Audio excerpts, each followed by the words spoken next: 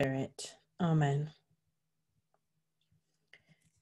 So I think this passage in Romans comes more frequently in the lectionary than once every 3 years, because I have often preached on it, I think, here. And most of you will know my Demerara sugar story about how when I went to a bring and share thing when I was newly married, and it was a young wives group thing, and the lady said to me there, apple crumbles must be made with Demerara sugar. This isn't right at all. And how rejected I was by that kind of dismissal of my apple crumble. It's a long story. Most of you have heard it before. So today, when we come into these kind of instructions about food, they can be quite confusing. So we go back to Rome, into the time when this letter was written for the Romans. So it was almost impossible at that point to buy meat in Rome that hadn't been used as a sacrifice in a pagan temple. So my understanding is that it would be sacrificed and then some of it would be used by the priests, but some of it would then just be taken to the butcher's shop and it would just be whatever sold on the market, as it were. So some Christians decided that they wouldn't eat meat at all then, because they felt that it was dishonoring to God to eat meat that had been sacrificed in a pagan temple. Whereas other Christians believed that, well, we don't believe in these pagan gods. We believe that our God, our Christian God, is supreme and all-powerful, and that it doesn't matter that this meat has been sacrificed in a pagan temple. I'm going to eat it anyway. So that had caused this big dispute about those who ate only vegetables and those who ate meat. So that, for those of you who are like, oh, what is this vegetable thing about, Janet? That's what this vegetable thing was about. It was about people making different ethical choices about their faith and the food that they ate. So when I first preached on this passage once I was ordained all those years ago, if we think back to 2004, there was less concern then about eating vegetables and eating meat and the kind of dispute about it that was going on.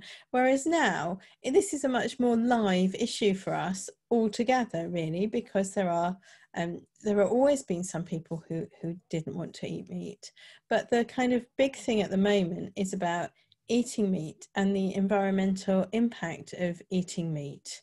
And the whole thing about, well, if you eat meat that's come from a very processed environment, that it definitely has a higher carbon footprint than meat that has than vegetables. But then if you're eating protein that's been grown a long way away and it's been shipped, plant protein, versus the locally produced meat, which has been grown on slopes where you couldn't actually farm a plant, is it better to eat the local meat? And that argument rages, and it rages in different ways because of what happens.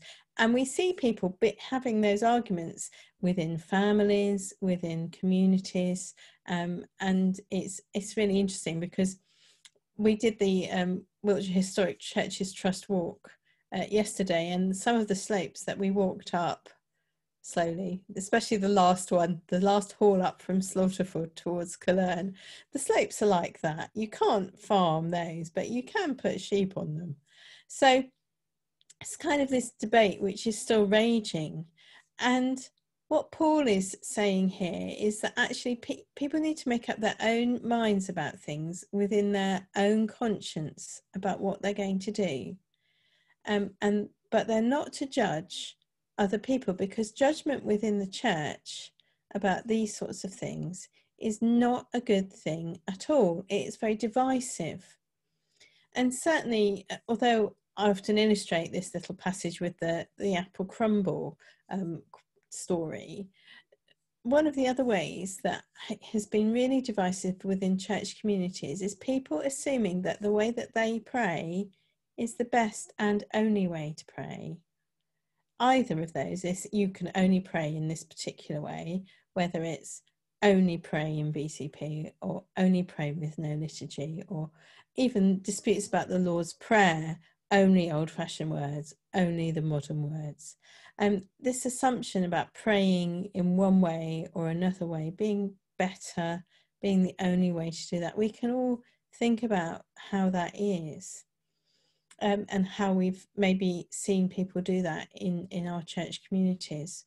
But Paul in Romans says that we shouldn't be judging our brothers and sisters, that we should be responsible for ourselves, our spirituality, our faith.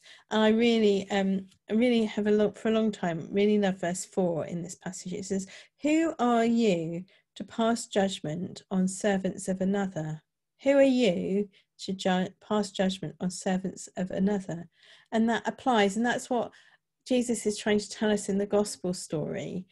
He's talking about us being shown mercy by God and then us showing mercy on others. And it starts with this question, doesn't it? How many times should I forgive my brother or sister?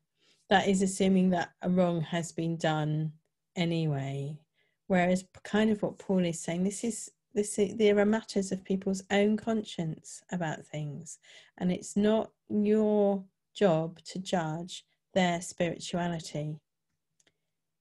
People have to make their own thoughts and their own judgments about their relationship with God. And that sounds a very individualistic thing, which maybe we think of as very kind of modern, or even postmodern, but not necessarily Roman. But in this sort of Roman time, Paul is saying to the Romans, this is individual responsibility about people's faith and their spirituality, that whatever they do, however they do it, it should be honouring to God. So what we get from this passage is that it is absolutely not our responsibility to judge anyone else's spirituality or the way that they want to build that up or put controls or boundaries around it, because that is their responsibility. But it is absolutely our responsibility for us to be doing that for ourselves, that what we do should be honouring to God. How do we do that? Whether we eat vegetables or whether we eat meat is honouring to God. But that's a religious thing. What religious things to build up our faith? What Christian things are we doing that are building us up, and that we are honouring God with those things? So we mustn't judge other people, but we absolutely are responsible for ourselves. Amen.